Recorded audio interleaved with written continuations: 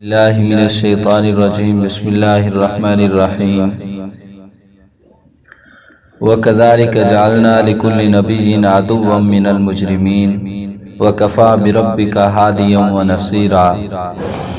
اور اسی طرح ہم نے گناہگاروں میں سے ہر پیغمبر کا دشمن بنا دیا، اور تمہارا پروردگار ہدایت دینے اور مدد کرنے کو کافی ہے۔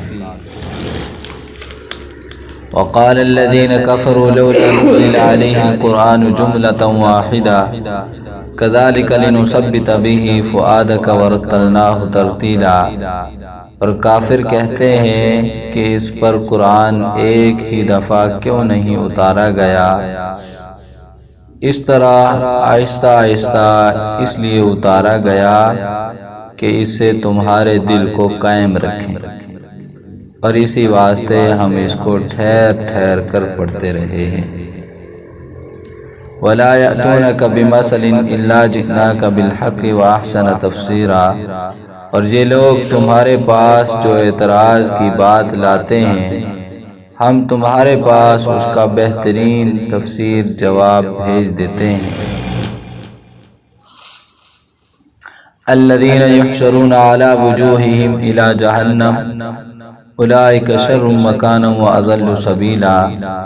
جو لوگ اپنے منہ کے بل دوزخ کی طرف جمع کیے جائیں گے، ان کا ٹھکانہ بھی برا ہے اور وہ راستے سے بھی بھٹکے ہوئے ہیں۔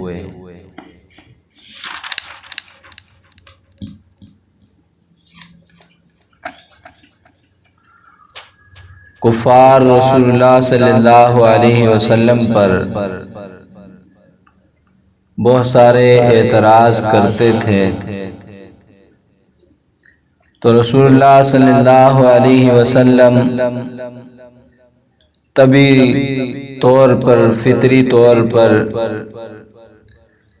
انسان ہونے کے ناطے کبھی دل میں پریشانی پیدا ہو جاتی ہے تو فوراً اللہ تعالی تسلی کے لیے آیات نازل فرما دیتے تھے، آپ کو تسلی دے دی جاتی تھی۔ تو ان آیات میں بھی آپ صلی اللہ علیہ وسلم کو تسلی دی گئی ہے۔ تو فرمایا آج یہ مکہ کے کافر، مکہ کے مشرکین جو آپ کو جھٹلا رہے ہیں، جو آپ کو تکلیفیں پہنچا رہے ہیں، زبانی تکلیفیں یا جسمانی تکلیفیں، اور طرح طرح کی مشقتیں دے رہے ہیں۔ کبھی کوئی مجنون کہتا ہے، کبھی کوئی شاعر کہتا ہے، کبھی کوئی جادوگر کہتا ہے، تو فرمایا آپ پریشان نہ ہوں، بلکہ آپ سے پہلے جتنے بھی پیغمبر اور نبی گزرے ہیں، ان ہر نبی کی قوم میں سے ان کے کچھ لوگ ان کے دشمن تھے جو مجرم تھے، انہوں نے ان کی مخالفت کی ہے ہر نبی کی، اور ان نبیوں نے بھی وہ دشمنی کرنے والوں کی دشمنی پر صبر کیا، تانے سنے۔ اس لیے آپ بھی صبر کریں جس طرح کے اور نبیوں نے صبر کیا، ان کے بھی دشمن تھے، لہٰذا آپ پریشان نہ ہوں۔ یہ ایک کوئی نئی بات نہیں ہے کہ صرف آپ کی مخالفت ہو رہی ہے، آپ پر طعنہ زنی ہو رہی ہے، بلکہ ہر نبی کے ساتھ اس طرح ہوتا آیا ہے۔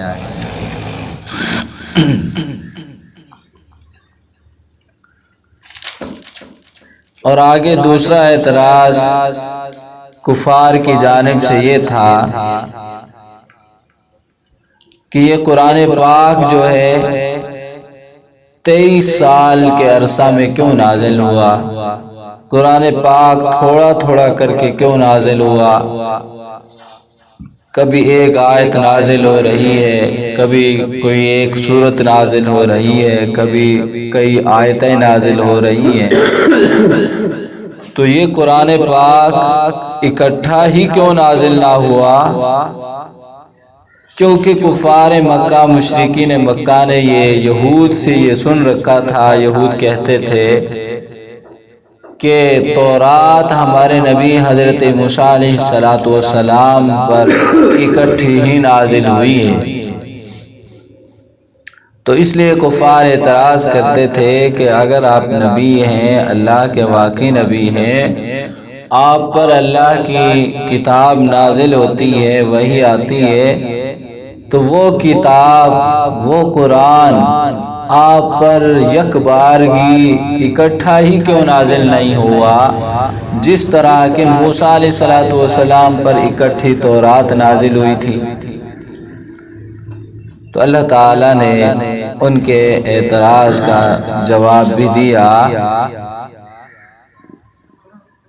کہ ہم نے قرآن پاک کو اسی طرح آہستہ آہستہ اس لیے اتارا ہے، نازل کیا ہے، تاکہ ہم تمہارے دل کو قائم رکھیں، تاکہ تمہارے یاد کرنے میں بھی آسانی ہو۔ تھوڑا تھوڑا ہوگا تو یاد بھی جلدی ہو جائے گا، عمل کرنے میں بھی آسانی ہو جائے گی۔ ایک وجہ تو یہ ہے کہ تمہارے دل کو قائم رکھیں کہ تم آسانی کے ساتھ یاد کر سکو، آسانی کے ساتھ اس پر عمل کر سکو، اور دوسرا کہ تمہارے دل کو قائم رکھیں، یعنی تمہیں تسلی دیتے رہیں۔ کفار جو تم پر اعتراض کرتے ہیں، جو تم پر باتیں کرتے ہیں، ہم فوراً ان کا جواب دے دیتے ہیں قرآن پاک نازل کر کے، تو تمہارا دل قائم رہتا ہے، یعنی تمہاری تسلی ہو جاتی ہے۔ تو فرمایا یہ لوگ تمہارے پاس جو اعتراض کرتے ہیں، اعتراض کی باتیں لاتے ہیں، کہ ہم تمہارے پاس اس کا بہترین تفسیری جواب بھی دے دیتے ہیں۔ قرآن پاک کے 23 سال میں نازل ہونے کی وجہ یہی ہے کہ وقت کے مطابق، وقت کے تقاضوں کے مطابق جو ضرورت پیش آئی، اللہ نے اسی کے مطابق قرآن پاک نازل فرما دیا۔ تو فرمایا کفار کو کہ تمہاری طرف سے، تم جو آپ صلی اللہ علیہ وسلم پر جو اعتراض کرتے ہو، تو اس اعتراض کا، تمہاری باتوں کا جواب دینے کے لیے اللہ تعالیٰ اسی وقت قرآن پاک نازل کر دیتے ہیں۔ تو جب موقع ہوتا ہے، جب جواب دینا ہوتا ہے، تو اسی وقت ہم نازل کر دیتے ہیں۔ یہی وجہ ہے کہ اکٹھا ہی نازل کر دیتے تو پھر تمہارے اعتراض کا جواب نہ ہو سکتا تھا۔ آگے کفار کی سزا کا بیان فرمایا ہے کہ وہ لوگ جو قرآن پر اعتراض کرتے ہیں، اللہ کے نبی کو جھٹلاتے ہیں، تو فرمایا وہ لوگ اپنے منہ کے بل دوزخ کی طرف جمع کیے جائیں گے۔ یعنی کفار اس انداز سے پل صراط سے گزریں گے، دوزخ کی طرف جائیں گے کہ ان کا سر نیچے ہوگا اور پاؤں جو ہیں وہ اوپر ہوں گے۔ تو فرمایا 3 طبقات ایسے ہوں گے جن کی حالتیں مختلف ہوں گی۔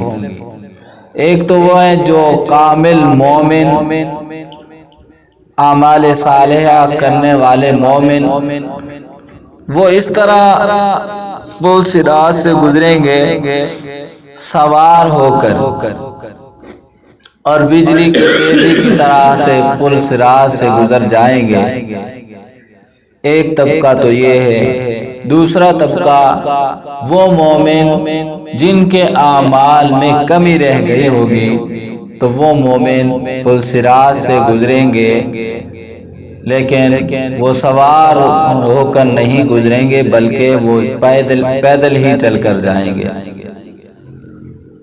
تیسرا طبقہ وہ کافروں کا ہے، مشرکین کا ہے، جو سر کے بل یعنی ہاتھوں کے بل چل کر جائیں گے، ان کے منہ کے بل چل کر جائیں گے، یعنی ان کے پاؤں جو ہیں وہ اوپر ہوں گے، منہ نیچے ہوں گے۔ تو اللہ کے رسول صلی اللہ علیہ وسلم سے پوچھا گیا، یا رسول اللہ اس طرح کس طرح چل کر جائیں گے؟ رسول اللہ صلی اللہ علیہ وسلم نے جواب میں فرمایا کہ وہ رب جو پاؤں پر چلا سکتا ہے، وہ رب ہاتھوں پر بھی چلانے پر قادر ہے۔ گویا وہ اس دن ہاتھوں پر اس طرح چل رہے ہوں گے جس طرح پاؤں پر چلنے والا پاؤں پر چلتا ہے۔ تو فرمایا دوزخ کی طرف وہ جمع کیے جائیں گے اور ان کا ٹھکانہ بھی برا ٹھکانہ ہے، اور وہ راستے سے بھٹکے ہوئے تھے، سیدھے راستے پر نہیں تھے، نبی کے جھٹلانے والے تھے، نبی کی بات کو ماننے والے نہیں تھے۔ اللہ تعالیٰ ہمیں سمجھنے کی توفیق عطا فرمائے۔ الحمدللہ رب العالمین، والصلاۃ والسلام علی رسول کریم۔ ربنا آتنا فی الدنیا حسنۃ وفی الآخرۃ حسنۃ وقنا عذاب النار۔ رب اغفر وارحم وانت خیر الراحمین، رب ارحمہما کما ربیانی صغیرا۔ اللہم انت السلام ومنک السلام، تبارک یا ذا الجلال والاکرام۔ اللہم حسبنا حسابا یسیرا، رب اجعلنی مقیم الصلاۃ ومن ذریتی، ربنا وتقبل دعاء، ربنا اغفر لی ولوالدی وللمؤمنین یوم یقوم الحساب۔ وصلی اللہ تعالی علی خیر خلقہ محمد وعلی آلہ وصحبہ اجمعین۔